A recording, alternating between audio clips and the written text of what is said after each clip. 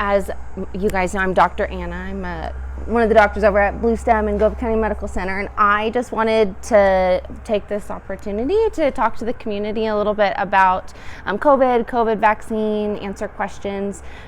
There's a lot of information out there, and sometimes it's hard to know what's true, what's accurate, what's good, what's right, because depending on where you look, you can get completely different answers to what the right thing is. And so I kind of wanted to talk just a little bit today about my understanding of COVID and COVID vaccine and the different research that I've done in deciding for myself whether to get vaccinated, and then to make the decision to recommend the vaccine to my patients and my friends and my family and to anybody who will listen to me talk about it. So in medicine, when we are talking about making recommendations to patients, we look at risks and benefits, whether that's starting a new medicine or increasing the dose of medicine or recommending a surgery or sending a patient to a specialist. It's all risks and benefits, pros and cons. COVID vaccine is the same thing. And so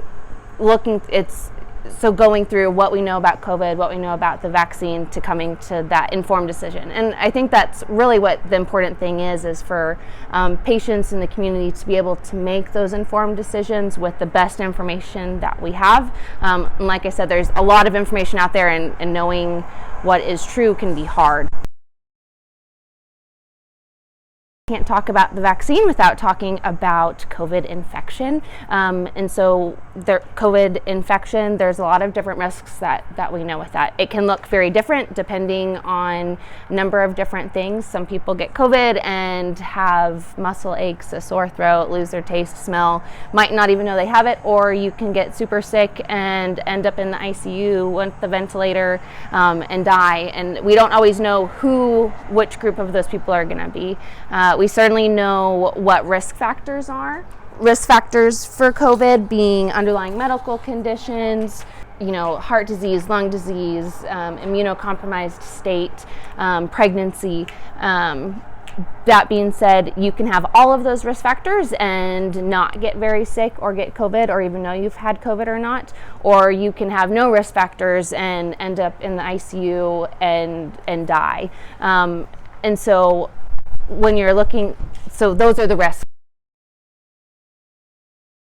One of the side effects of the vaccine is myocarditis or pericarditis, which is inflammation around the heart. It is certainly there as a risk. It's really rare. It's a lot more common in men than women, and more common in younger people than older people. You can also get the same disease or inflammation and damage to the heart from COVID infection than you can from the vaccine, and you're actually more likely to have damage to your heart from infection than you are from vaccination. The severity of it can be variable, so a lot of people are going to recover from that. Some people end up in the hospital with myocarditis. There are treatments for it, whether it's from the vaccine, or if you have from COVID, you can get heart damage from that too. And so there's different things that we do to decrease that risk and to treat it. So then the benefits of the vaccine, one is to decrease those risks of getting the infection.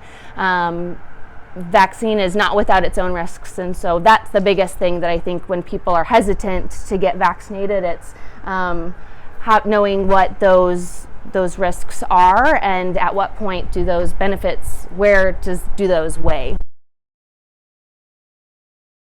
The COVID vaccine, just like any other medicine or vaccine, has side effects. It has risks. Most people do really well. Get a sore arm, low-grade fever, might feel like you have the flu. That's your body's way of knowing that it's working. Some people can also get more serious side effects, blood clots, myocarditis, or inflammation around the heart, serious allergic reaction.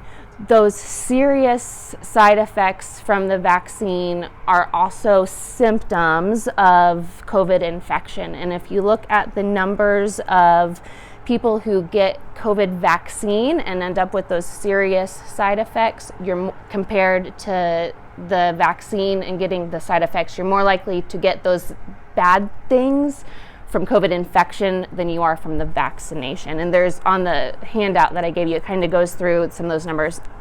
Information about COVID is changing every day. Those numbers, if I looked them up again tomorrow, could be different. So when I was making that decision for myself, I went through all of that, looking at medical journals and research and looking at what the experts were recommending. I was not told by the government or from the CDC or the FDA or whatever. It was all doing my own research to come to those decisions for myself. And then as we're learning more, I very much stand by that decision I made for myself. It's a decision that I would make again, especially knowing what we know now. I was pregnant when I made that decision, so that was part of where, knowing what's in the vaccine and why we're recommending it's important. But for myself, it was extra important because it wasn't just me, it was my baby that I wanted to make sure it was safe, and I was making that decision. I'd make the same decision again. We know more now about the safety of COVID vaccination and know more about risks of the vaccine, especially around women's health and things like that. So it depends on which vaccine. So right now, and I'm not an expert on this, and Dr. Shelly, correct me if I'm wrong, but for Pfizer is the only one that's come out for sure with the recommendation for people who are in high risk. So right now that's 65 and older, and also for healthcare workers if it's been more than, and they were kind of going back between 6 and 8 months from the last vaccine. And so my understanding is it was CDC and FDA were kind of going back and forth on, but it's, I believe, been for at least healthcare workers in those high risk. It's there. I don't know that we're giving those yet, but they're working on getting a lot of those shipped in. It is, so that's for Pfizer. Moderna hasn't come out yet with a specific booster recommendation yet. Part of that is because Pfizer was approved first, and so Moderna is going to lag behind. Whatever vaccine you got the first time, Moderna, Pfizer, you should stick with that same vaccine for the booster. Well, that's what they're studying right now, is it safe, is it effective, does it change the side effect risk profile, is kind of what they're looking at right now, because it just hasn't been studied, the mixing and the matching very much yet. Yeah. I don't know if they're looking into Johnson, because Johnson & Johnson's a little bit different than Moderna and Pfizer, and so I don't know that they've looked at boosters between those two. So the tests for COVID right now are mostly the PCRs, the nasal swabs. They get some cheek swabs too. So that's the best test. It's not perfect, so sometimes you can have it and that test be back negative. It's much less likely to have a positive test and not actually have COVID.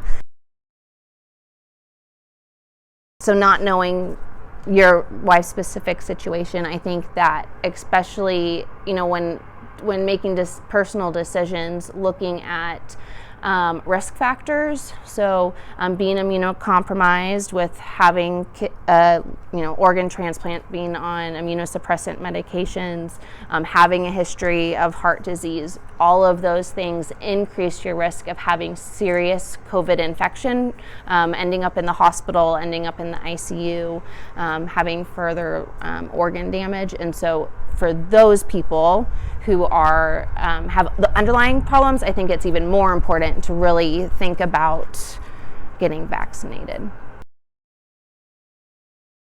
Yeah, so some of the frequent questions that we get in the office is about fertility. So there's a lot going on right now about COVID vaccine causing fertility problems in women. The evidence shows that that's just not true. We don't obviously have significantly long-term evidence for it, but in the original studies, there's 20-something women who have gone on to get pregnant. The studies right now are showing us that there's no increased risk of birth defects, miscarriage, early delivery, anything like that. On the flip side of that, if you are pregnant and you get COVID, you are more likely to have severe complications from that, ending up in the hospital, being in the ICU, being intubated with a breathing tube, having an emergency C-section, having problems with your placenta. Initially, when the COVID vaccine was released, it was kind of iffy for pregnant women. It was look at your risks and benefits. That since changed, and so the major OB/GYN societies and fertility and high-risk OB doctors are recommending that pregnant women, regardless of trimester, get vaccinated, and that women who are trying to get pregnant also get vaccinated too, with pregnancy being such a high-risk group. Some people might know that, so as I said, I made the decision to get vaccinated when I was pregnant, and I have since had my little girl Abigail, who decided to make a surprise entry into the world about 5 weeks early. And so said, well, you just said that there's no risk of preterm delivery, but you got vaccinated when you were pregnant. With that, not going deep into my medical history, there were other medical circumstances surrounding that, and so I am confident in saying that Miss Abby being early had nothing to do with being vaccinated, as do my doctor and then other specialists that I've seen since then. So no, it does enter your cells as a messenger RNA, and I am not a vaccine specialist or virologist that I can go into specifics, but the way I understand it is it enters your cell and it teaches those cells to make something called a spike protein, which your body then recognizes to then mount an immune response. A lot of other vaccines give weakened or deactivated parts of the virus or whatever the vaccine is for. So this is a little bit different. Once that immune response, once the vaccine teaches your cells how to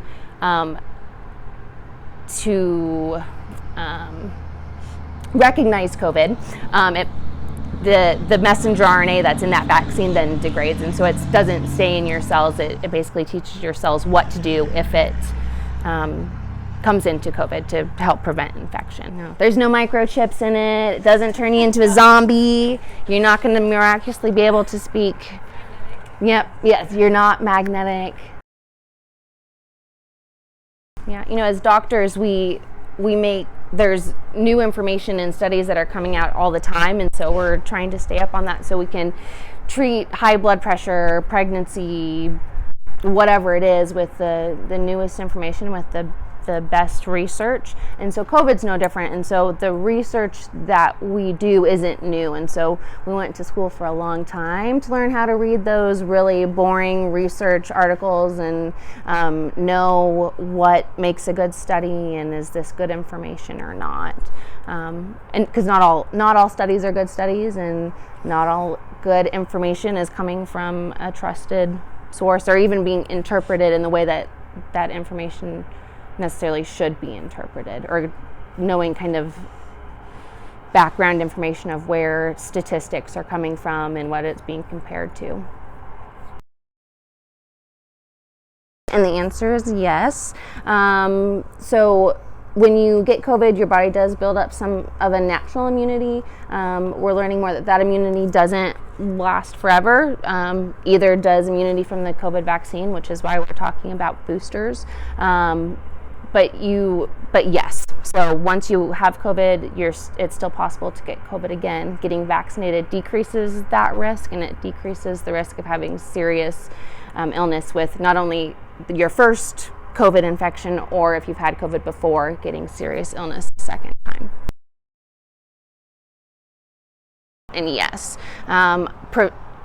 so you can get COVID infection and flu infection at the same time, at different times throughout the season. We know that when you get COVID, or if you get the flu, that affects your lungs, and so you're at risk of having more serious disease with any next infections. And so anything you can do to decrease those risks of serious illness, protecting yourself against the flu and COVID, to decrease that risk. The purpose of masks are less to protect yourself against COVID and more to prevent others. And what it does is it filters out some of those respiratory particles so that those aren't leaving your mask. So surgical masks are better than cloth masks, and N95 masks are more effective than surgical masks to prevent that droplet spread. And so yes, there have been studies show that does help to decrease that the spread of COVID, and that's other than getting vaccinated, wearing a mask, particularly if you're having any symptoms, is one of the things that we can do to help to decrease that spread. So I've not read that article. I would say that yes, so if you're vaccinated, you can still get COVID, and you're more likely to have less severe symptoms than if you're not vaccinated. You're also more likely, your viral load also decreases, and so you're less likely to infect others when you're vaccinated. It's not perfect. If you're vaccinated, you can still get it and you can still spread it to others. I think that's where we're really looking at from a population standpoint. The more people that are vaccinated, the more that will take care of itself, if that makes sense. Honestly, from a medical perspective, while initially the goal was for COVID to disappear and go away and life to get back to what it was before, I don't know that there's ever going to be life without COVID-19. But if we can get it to where we're not having people dying from COVID, we're not filling up our ICUs, we're not to the point where big hospitals are so full with COVID patients that then there's no room for Gove County Medical Center to transfer critically ill patients who need higher levels of care, to change that narrative so that when somebody comes in with a stroke, I can send them to KU Medical Center. Whereas right now that's not always happening because there are so many people that are still getting COVID, still ending up in the ICU, getting really sick, and unfortunately still then dying. That's filling up hospital beds so that we're having a hard time transferring patients that otherwise we wouldn't have a hard time transferring. So while the goal used to be for COVID to go away, now it's, well, let's make it so that people don't die and so that we can continue to get patients, especially in critical access hospitals, to bigger facilities where they need to be. From a bigger hospital standpoint, make it so that you don't have patients who are critically ill and need an ICU bed. Make it so they're not sitting in the emergency room for days on end because there's not an ICU bed available. And that's where vaccines come in. Again, they're not perfect. They don't always prevent infection, but by and large, people who are ending up in the hospital, who are in the ICU, who are getting intubated and who are dying are people who are not vaccinated. Are there exceptions to that? Yes, but they are few and far between. And so anything that we can do to make it so that we have those beds available so that people aren't dying, that's the goal. At this point, we've been very lucky in that the variants that are present are still susceptible, or we're still protected by the current vaccines. And the only way things can get worse again would be if there was a variant that was resistant to the vaccines, and the best way to prevent that is to have everybody vaccinated, so it would be contained. He spatted out a bunch of numbers as far as, okay, this is what we have to have on vaccination rate. If we don't get this, then you've got certain countries, i.e. third world countries, that you're going to have variations that pop up that may wreak havoc there, but we'll try and keep it there and then get everybody vaccinated here, so even if it gets here, it's contained. Because I think that this is going to eventually end up like the flu. I think you're going to get a different booster once a year, and hopefully they guess right. Because that's what they're doing now. They're looking at developing combined vaccines too, that are going to have the influenza and COVID.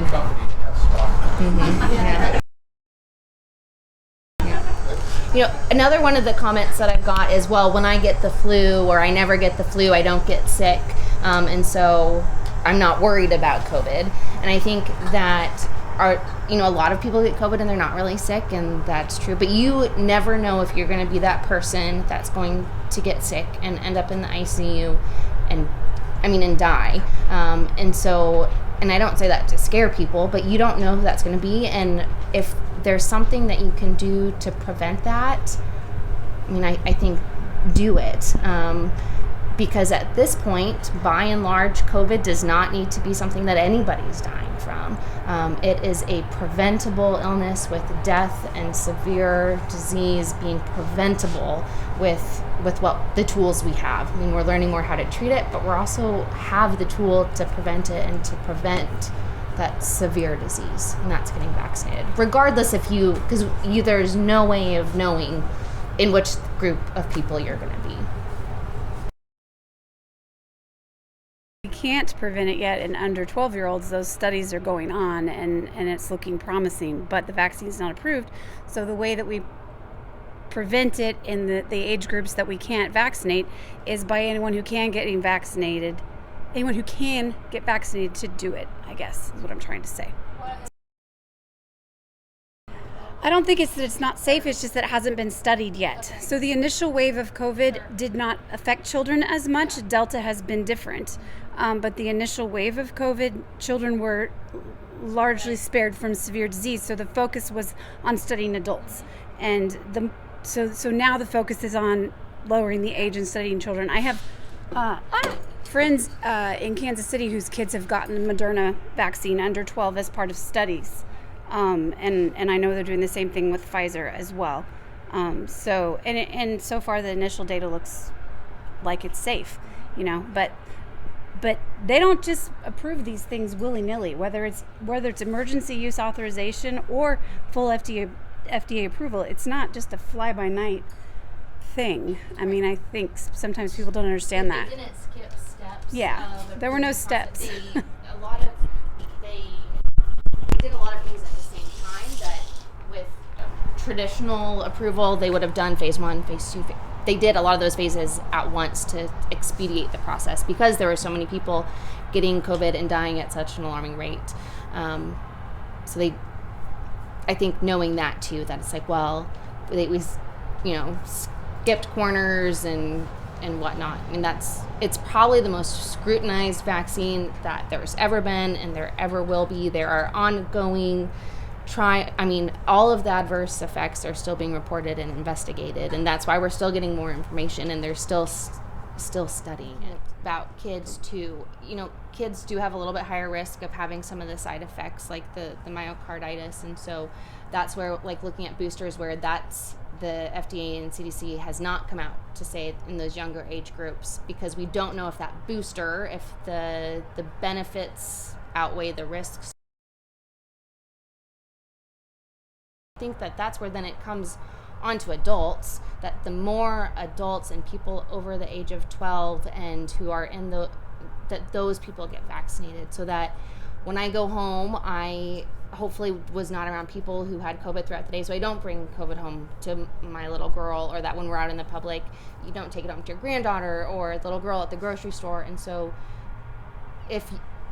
getting vaccinated for yourself, but also doing it for the community and for your neighbors, because it doesn't only help to protect you, but it protects those around you who are immunocompromised, who are maybe in that group of people who are vaccinated, but they're at a higher risk of still getting infection. And in that small group of people that can still have the vaccine and get COVID and unfortunately have those serious side effects. And so if the more people that have immunity from being vaccinated, the better the whole community is, especially those high-risk people, your immunocompromised, your kids who aren't able to get it yet.